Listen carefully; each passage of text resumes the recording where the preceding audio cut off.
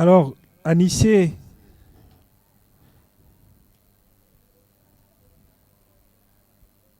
comment on a surmonté les risques pour avoir le résultat qui sont les nôtres? Je crois que j'ai parlé.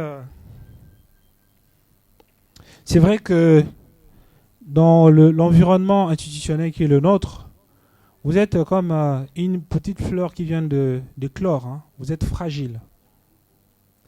Et il y a des passants qui passent par là. Donc, quelqu'un peut marcher sur la petite fleur et puis.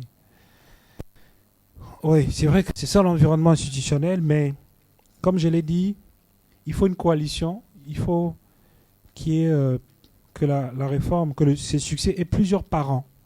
Il faut qu'il y ait plusieurs personnes qui protègent ce succès. Et c'est ça le travail qu'on a fait depuis 2017, d'avoir une coalition autour du projet. Et je puis vous garantir que ça marche. Ça marche. Dès que quelqu'un veut marcher sur la petite fleur, il y a des levées des boucliers. Il y a les champions, tous les parents de la réforme qui s'élèvent pour dire pas ici, pas ici, pas sur cette fleur. Je ne saurais pas aller dans le détail, mais ça marche.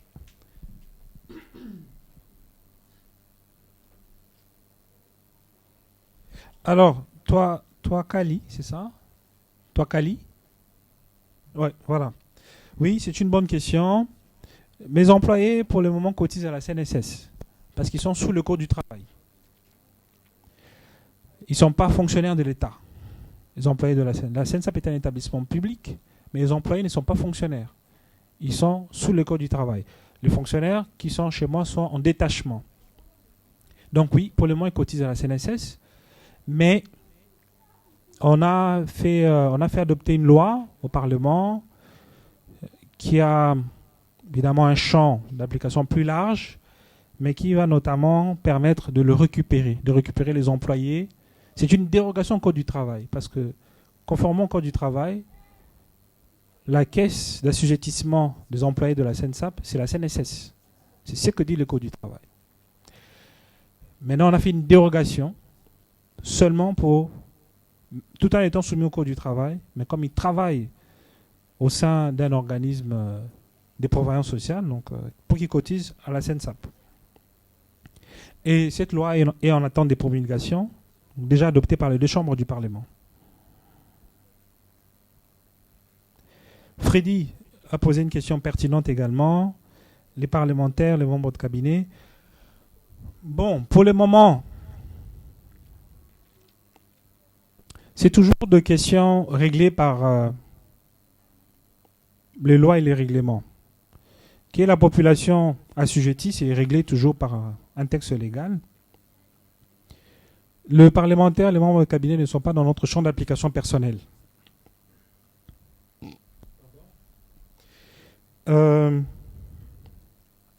Les parlementaires ont leur propre caisse de retraite. Et c'est SOPA. Pour les membres de cabinet, ce n'est pas encore organisé. On n'est pas le seul pays. C'est un peu complexe à organiser. Mais les pays qui s'élancent là-dedans organisent ça à part. Il y a une caisse à part pour gérer ce genre de carrières. Parce que quand on a une caisse de retraite, on gère aussi la carrière. Les membres de cabinet n'ont pas de carrière. Les politiciens n'ont pas de carrière.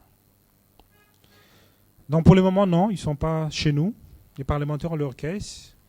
Pour les membres de cabinet, bon, il faut que, au niveau de la politique, au niveau des politiques publiques, qu'on organise l'assujettissement et la sécurité sociale des membres de cabinet. Voilà.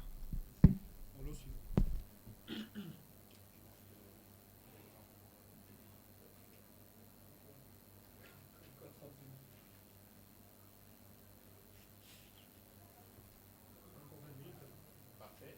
Nous allons exploiter les résidus des 20 minutes qui nous restent. Nous allons prendre un lot de 3 questions maximum. J'espère qu'on aura des questions non ISO. On a donné 1, prendre 3 questions maximum.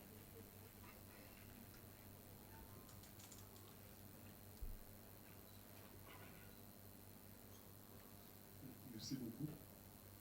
Je réponds au nom des Gloires Moussima. En fait, j'ai une question du réseau et peut-être des curiosités, si je peux le dire ainsi. J'ai beaucoup plus été épaté par vos systèmes de travail. Ils puissent commencer, je ne sais pas, de 6 heures jusqu'à 21 heures, parfois même jusqu'à 10 heures du matin. C'est quelque chose vraiment à féliciter.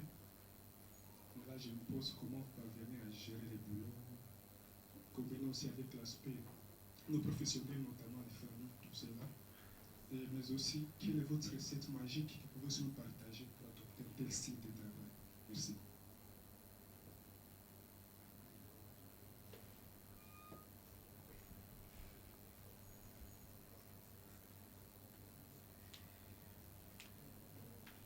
Merci. Moi, c'est Dart, Dagiga. Je suis Dart. Je suis étudiant en maîtrise à l'Université d'Ottawa au Canada. Moi, plutôt une question sur. Vous avez parlé du courant bismarckien. Et un élément important dont vous avez mentionné était le renouvellement des actifs. Et j'aimerais bien savoir quelle est la politique que la SENSAP met en place pour renouveler ses actifs, vu que dans notre pays, le renouvellement de la main-d'œuvre, c'est un obstacle, surtout à ce qui concerne la fonction publique. J'aimerais savoir qu'est-ce que la SENSAP va faire d'ici 15 ans, 30 ans pour renouveler ses actifs. Merci.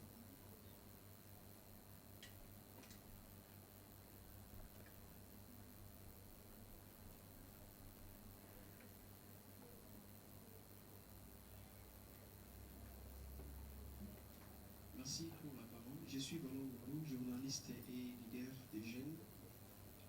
Je voulais juste savoir, DG, est-ce que la CENSAP a-t-elle influencé aussi quelques entreprises publiques dans son système managérial de qualité et en matière de leadership 6 ans après? Parce que si vous êtes seulement seul, c'est vraiment un travail pour notre pays aussi. Merci.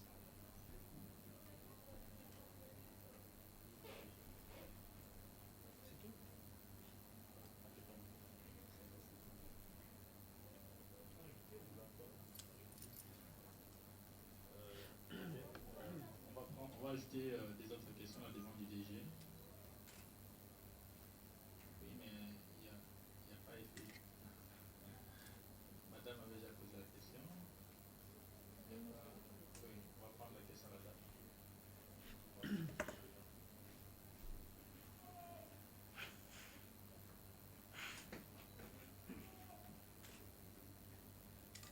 Bonjour à tous, je réponds au nom de Delina Kapila. Je suis étudiante en L1 et Comat à l'UBC. Ma question est celle de savoir, vous aviez parlé du ratio entre les assujettis et les bénéficiaires. Vous avez dit que c'est un ratio très élevé. J'aimerais savoir si à long terme, ça sera l'effet inverse, si on pourrait avoir plus des bénéficiaires que des assujettis. Et j'aimerais savoir, ça sera sur base de quelle hypothèse si jamais cet effet inverse devrait se réaliser? Merci.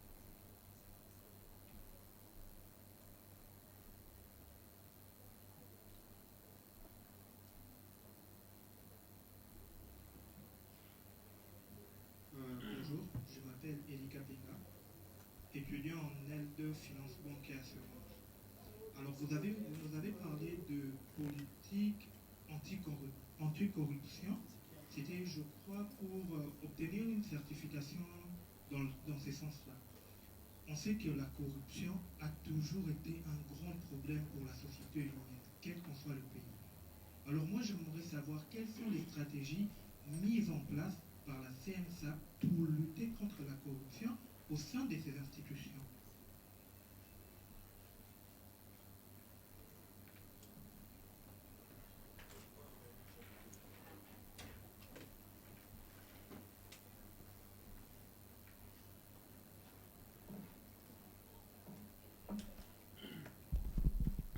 Merci. C'est Les questions sont une fois de plus très pertinentes.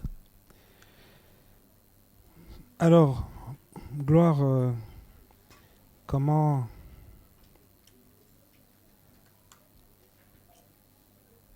on fait l'équilibre entre le travail et la famille? Bon, je pense que c'est un équilibre difficile, mais je pense humblement qu'il incombe à chacun de définir cet équilibre-là. Mon intention n'est pas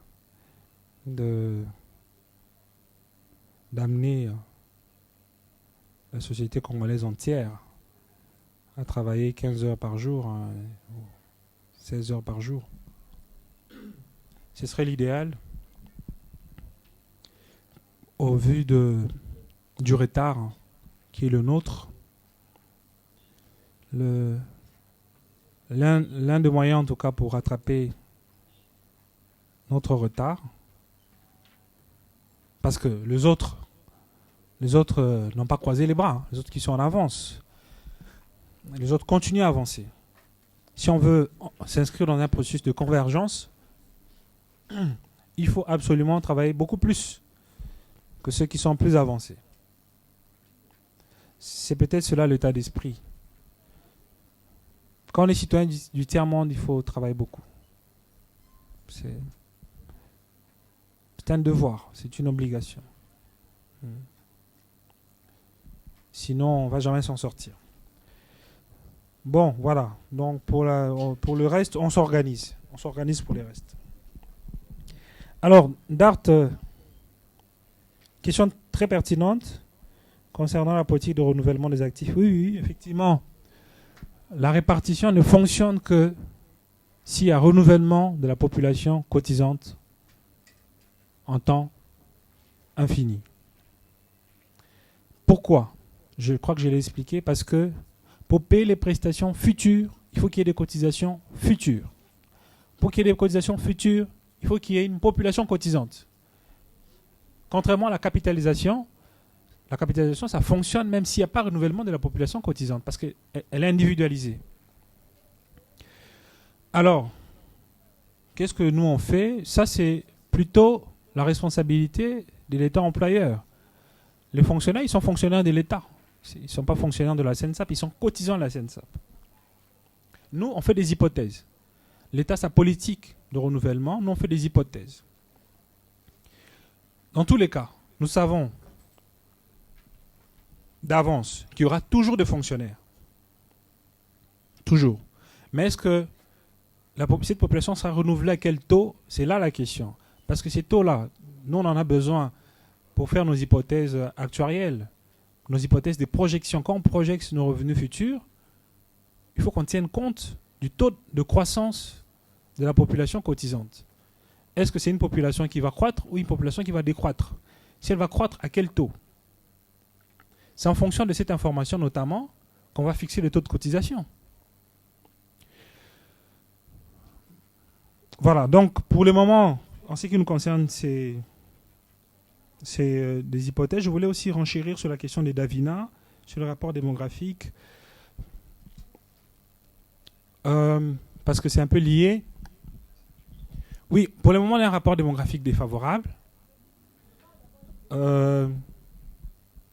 J'ai partagé à d'autres occasions avec d'autres publics mes réflexions concernant les 50 prochaines années de la sécurité sociale en RDC.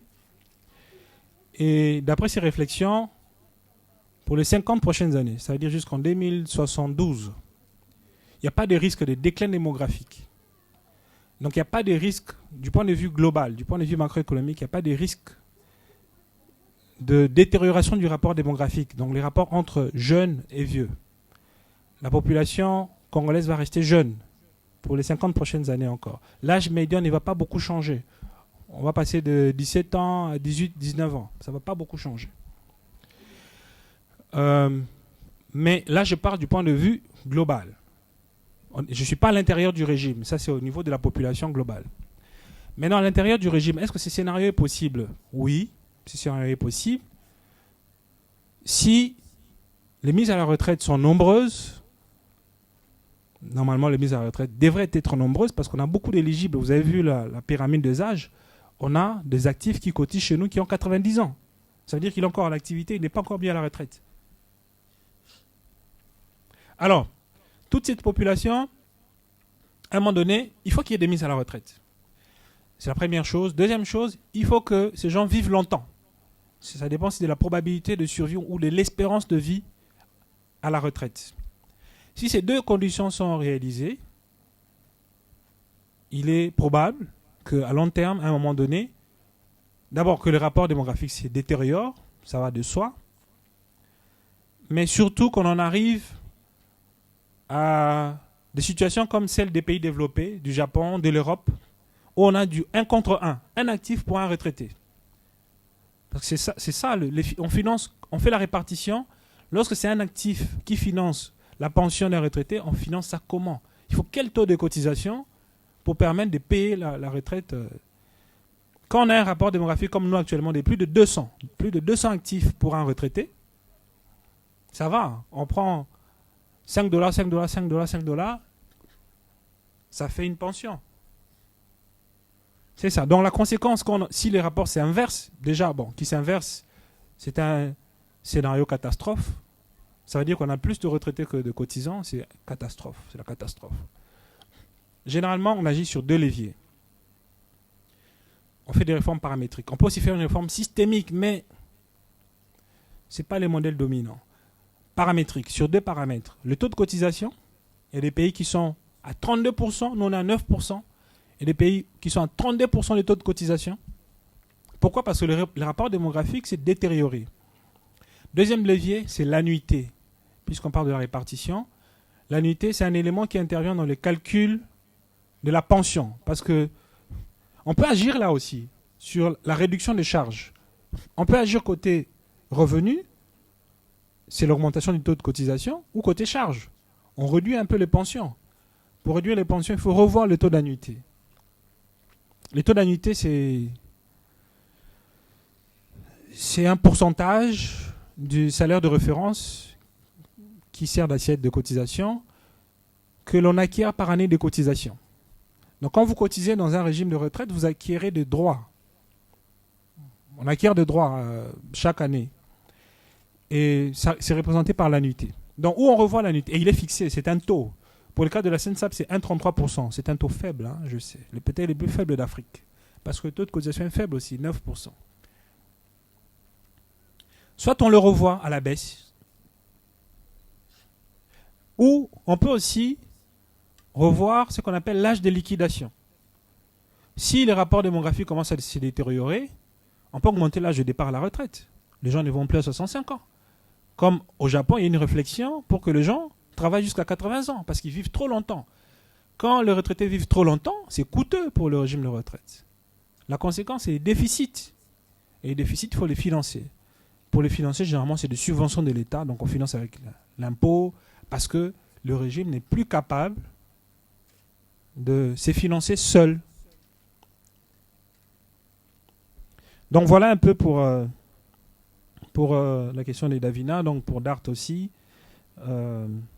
Nous, on a fait une hypothèse de 5% d'augmentation de la population cotisante.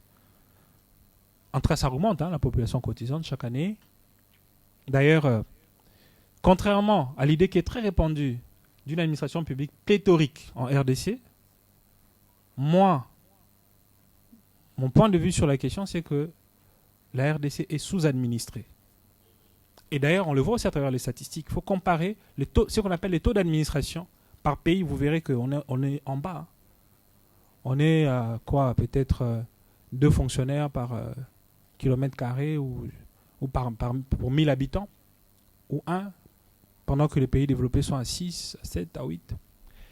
On est sous-administré, mais notre problème, c'est la concentration, ou je veux dire la répartition des fonctionnaires. Les fonctionnaires sont mal répartis. Si vous allez à l'intérieur du pays, il y a des territoires entiers, sans policiers. Des territoires entiers où l'État n'existe pas. Vous ne savez pas où obtenir un document administratif. Et puis on dit non, on a une administration publique pléthorique. Non, ils sont concentrés à des endroits où on n'en a pas besoin. On le concentre à Kinshasa, on n'en a pas besoin. Donc oui, dans un premier temps, concernant le renouvellement des actifs, nous on n'a pas vraiment d'inquiétude, on sait que ça va augmenter, mais si vraiment on en arrive à une situation où la croissance des actifs est plus lente que la croissance de la population des bénéficiaires, là il faut agir sur d'autres paramètres, sur le taux de cotisation, sur l'annuité, pour garantir l'équilibre. Alors, volant, c'est volant, ballon, vallon. Est-ce qu'on a influencé d'autres entreprises, tout ça s'engager aussi? Oui, effectivement. Effectivement. Il y a de plus en plus d'entreprises publiques qui s'engagent, qui nous contactent, qui veulent s'engager, qui nous demandent comment vous avez fait. Parce que, comme disent les Saintes Écritures, on n'allume pas une lampe pour la mettre sous le boisseau. On la met sur la table pour qu'elle éclaire. Oui, les bonnes pratiques, il faut les diffuser. Et en tout cas, sans faire trop de pubs. Personnellement, on ne voit que peu ou pas. Mais on essaie de diffuser les bonnes pratiques pour que ça profite à d'autres institutions aussi. Alors, Kapinga, stratégie mise en place par la CENSA pour lutter contre la corruption. Oui, c'est une question pertinente. D'où l'importance. Parce que la lutte contre la corruption ne doit pas être un slogan. Il faut qu'on quitte les slogans. Il faut s'outiller. Déjà, je crois que je l'ai dit, à la CENSAP, c'est une démarche d'anticipation. Parce que les bonnes pratiques, il faut les mettre en œuvre par anticipation. Il ne faut pas attendre qu'une catastrophe arrive et puis on dit bon, pour corriger. Donc on est dans une démarche d'anticipation, mais qu'est-ce qui a été mis en place? Mais c'est ça, c'est la norme ISO 37001. Quand on met en place une norme, ce n'est pas un slogan, c'est des outils derrière. Par exemple, on a mis en place, dans les cadres de la norme ISO 37001, un système de lanceur d'alerte, avec un formulaire d'alerte, qui est sur notre site web. Ça veut dire qui est anonyme. Ça veut dire qu'un agent qui a connaissance d'un fait de corruption, de fraude, peut les déclarer et dire qui est impliqué. Et peut même joindre, de façon anonyme, peut même joindre la pièce sur le formulaire électronique, sur notre site web. Évidemment, il y a des dispositions qui sont prises pour décourager des déclarations abusives. Ça peut arriver. Quelqu'un, pour rien, il a une dent contre vous, il vous accuse faussement. Il y a des dispositions pour empêcher cela, mais cette ouverture est donnée. Il y a un formulaire électronique. Deuxièmement, et ces formulaires peuvent être utilisés même par des externes. Ça, c'est un des outils de la norme ISO 37001. Deuxièmement, on a une politique en matière de gestion des cadeaux. Tous les agents de la CENSAP qui sont au front office, c'est-à-dire au contact avec les publics, avec les clients, pas des cadeaux, zéro cadeau. On n'accepte pas les cadeaux. Parce que les cadeaux, ça peut être une forme de corruption, soit pour obtenir un service ou pour l'obtenir vite. Ce sera une corruption passive. Donc zéro cadeau dans nos espaces d'accueil et tous nos espaces de contact clients. Et pour les autres qui sont au back-office, on a mis des seuils. Lorsque vous recevez plus de $100 de cadeaux, il faut les déclarer. Il y a un formulaire de déclaration des cadeaux. On a un prestataire, parce qu'on lui a attribué un marché, il dit, bon, prenez un coca, $100, il faut les déclarer. Si vous ne les déclarez pas, vous tombez dans le champ d'application de la norme anticorruption. Et lorsque l'institution la prend, des mesures sont prises contre vous. On a aussi une procédure qu'on appelle due diligence.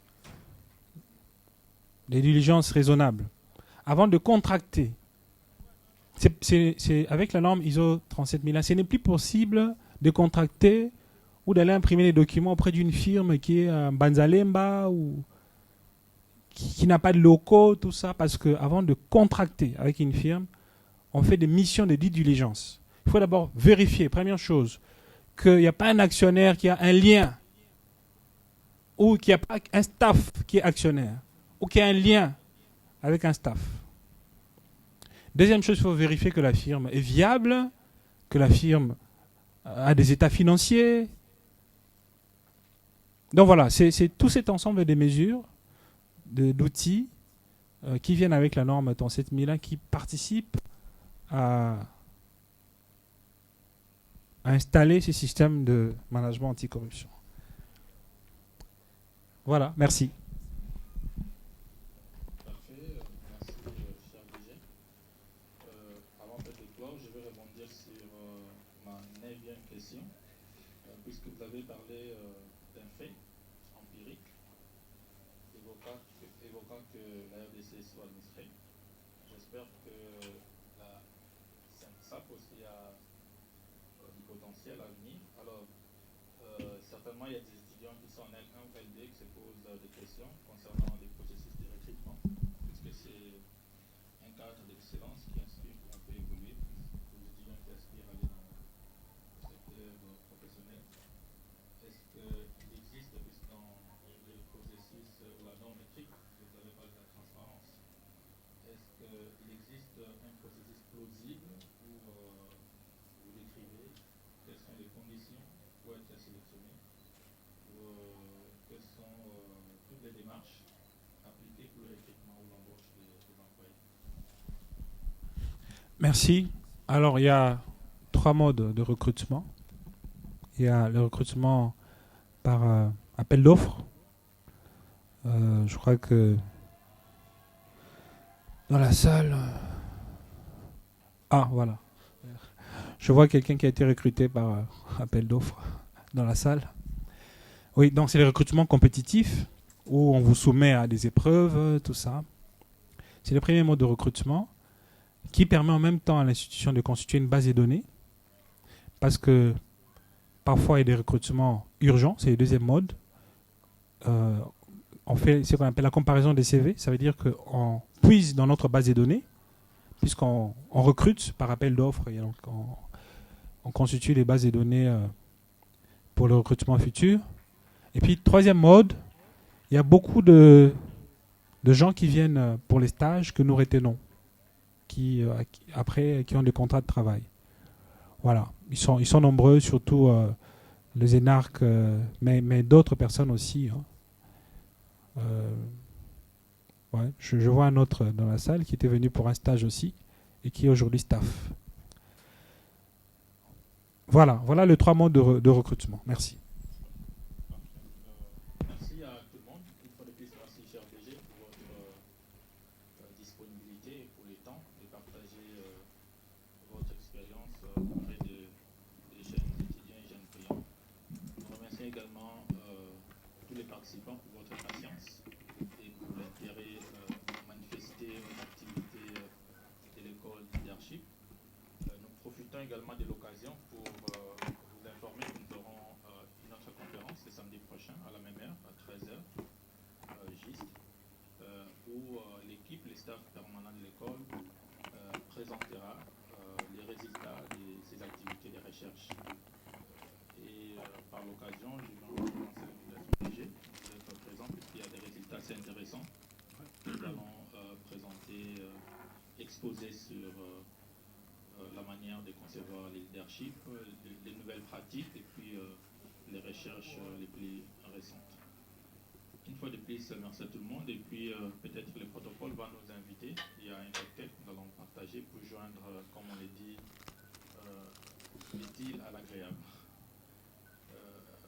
Bon week-end et à très bientôt.